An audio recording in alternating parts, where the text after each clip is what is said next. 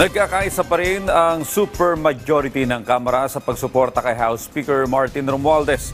Yan ang iginiit ng ilang House leaders kasunod ng pagtanggi ni House Deputy Speaker Duque Frasco na lumagda sa Manifesto of Support para kay Romualdez.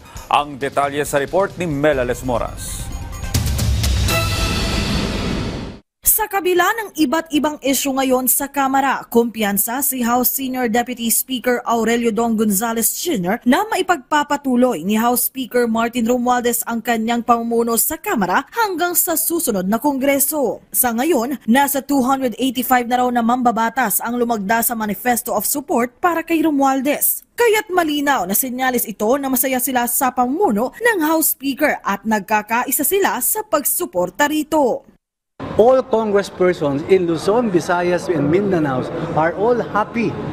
Masaya po silang lahat. So, wala po akong nakikita problema sa House. Una nang kinumpirma ni House Deputy Speaker at Cebu 5th District Representative Duque Frasco na hindi siya lumagda sa nasabing manifesto para kay Speaker Romualdez. Pero hindi ito nagustuhan ng kanyang partido na National Unity Party kaya't nagpa siya silang i-expel na ang kongresista.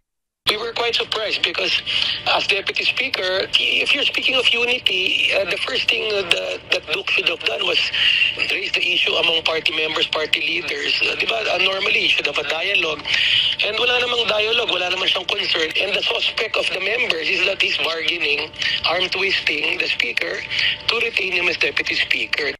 Para naman kay House Deputy Speaker J.J. Suarez, bagamat may lumutang na issue ukol kay Frasco, hindi nito mabubura ang matibay na suporta ng supermajority kay Romualdez.